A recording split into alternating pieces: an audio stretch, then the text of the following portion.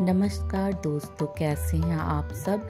उम्मीद है ईश्वर की असीम कृपा से आप सब बहुत अच्छे होंगे।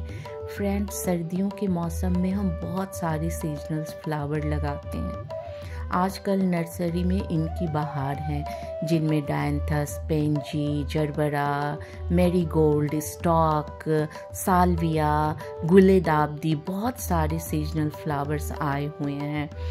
तो मैं हाल ही में नर्सरी गई थी और मुझे डायंथस बहुत पसंद है, जो तितली जैसे लगते हैं। उसके मैं बहुत सारे प्लांट्स लाई और उसे घर में रिपोर्ट किया। तो प्लास्टिक के लाए हुए पौधे को किस तरीके से पॉट में रिपोर्ट करना चाहिए वो मैं आपको बताऊंगी। ये 20-20 रुपए में मिल जाते हैं। जनरली फ्रेंड्स, आप अगर इस पौधे को लाके डायरेक्ट रिपोर्ट कर देंगे तो वो पौधा ठीक से सरवाइव नहीं करेगा और हेल्दी नहीं दिखेगा।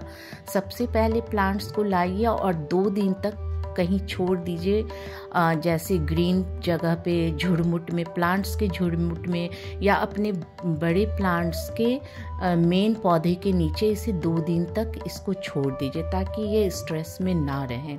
उसके बाद किसी भी पुराने पॉट के छेद को बंद करने के लिए आप कपड़े का टुकड़ा या प्लास्टिक का टुकड़ा ले सकते हैं, क्योंकि छेद को बंद करने के लिए अगर हम गिट्टी यूज़ करेंगे तो पॉट का वेट ज़्यादा हो जाएगा। तो मैं इन पॉट को 4-5 तरह के ऑर्गेनिक मैटर से भरती हूँ। अभी मैं इसमें नीम की पत्तियाँ और सूखे पत्तियाँ मिक्स जो है सबसे पहले नीचे डालती हूँ, जो कि मैं जमा करके रखी रहती हूँ। सूखी पत्तियों का एक लेयर लगाने के बाद फ्रेश किचन वेस्ट जो होते हैं, मैं 2 मुट्ठी वो डाल देती हूँ। इस तरीके से कुछ भी फ्लावर्स के डंडी, जो भी किचन के फ्रेश किचन वेस्ट होते हैं वो मैं डाल देती हूँ। उसके बाद थोड़ी सी हल्की सी मिट्टी की एक लेयर डाल देती हूँ।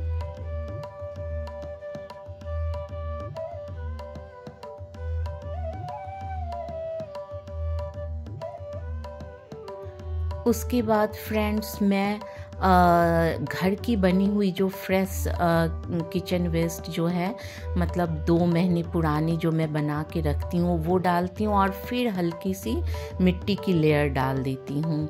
तो आधा लगभग मेरा हल्की चीज़ों से ये पॉट भर चुका है। उसके बाद मैं 1 चम्मच सीवीड ग्रेन्युल्स डालती हूँ, थोड़ी सी नीम की खली, बोन मील, और 1 चम्मच फंगिसाइड और जली हुई लकड़ी की राख डालती हूँ।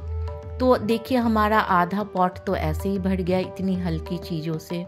उसके बाद फ्रेंड्स, इसकी पॉलीथीन में निकाल देती हूँ। आप कैंची, ब्लेड से या चाकू से हल्के हाथ से इसे काट लीजिएगा, ताकि प्लांट डिस्टर्ब ना हो। फ्रेंड्स, उसके बाद काटने के बाद इस तरीके से मैं आपको 2 इम्पॉर्टेंट चीज़ बताऊंगी, जिसका कि विशेष ध्यान आपको रखना पड़ेगा, तभी ये पौधे अच्छे से बढ़ेंगे। सबसे पहले तो इसके आधी मिट्टी आप निकाल दीजिए। ऊपर की मिट्टी टूटनी नहीं चाहिए। ये जो रूट बॉल है ना, इसे डिस्टर्ब ना करे। इस तरीके से काटिए ताकि ऊपर की मिट्टी ऐसे फिक्स रहे। दूसरा काम है, ऊपर की एज जो है ना, इस तरीके से आप हल्का हल्का हटा दीजिएगा। ये 2 चीज़ बहुत ज़रूरी है, और इसीलिए ज़रूरी है कि पौधे को कंफर्ट जोन से बाहर निकालना, चाहे इंसान हो या पौधा हो। मैंने देखा है, अगर हम अपने कंफर्ट जोन से बाहर जाते हैं तो हम अच्छे से ग्रो करते हैं, हम ज़्यादा स्ट्रांग होते हैं, और हम हमेशा आगे बढ़ने की कोशिश करते हैं। इस तरीके से अगर हम इसे सेट करेंगे तो धीरे धीरे ये अपना जड़ निकालेंगे, और नीचे जो मैंने किचन वेस्ट डाले हैं फ्रेश, वो जब तैयार हो जाएगा ना, तो ये उसे लेने लग जाएंगे। और इसकी जड़ के पास मिट्टी में ये जब तक ये सेट करेंगे, तब दूसरे तरह की जो 2 खाद है वो लेना शुरू करेंगे। इस तरीके से देखिए, हमारा पौधा सेट हो जाएगा। फिर हम थोड़ी सी फ्रेश खाद और थोड़ी सी मिट्टी ऊपर से भरेंगे,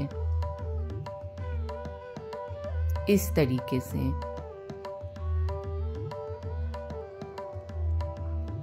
और इन सब के ऊपर मैं धुली हुई कोकोपीट जो सुखा के मैं रखती हूँ वो 2 मुट्ठी चारों तरफ से डाल दूंगी।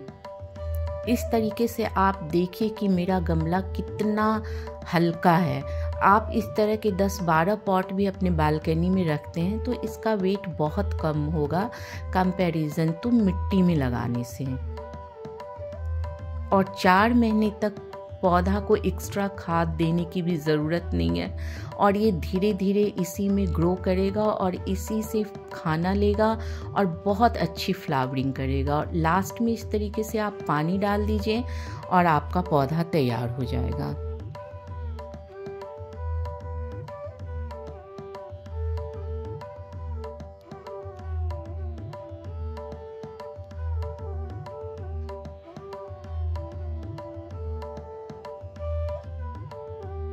मैं अपने सारे गमलों को इसी तरीके से भरती हूँ जो कि बहुत लाइट वेट होता है और प्लांट्स के लिए जो भी खाद की ज़रूरत होती है, खाना की ज़रूरत होती है, वो समय के साथ साथ लेते रहते हैं। डायंथस के फ्लावर बड़े ही अट्रैक्टिव लगते हैं, खासकर रेड कलर के, बिल्कुल तितली के जैसे लगते हैं देखने में। ये हमिंग बर्ड को भी अट्रैक्ट करते हैं। Thanks for watching this video.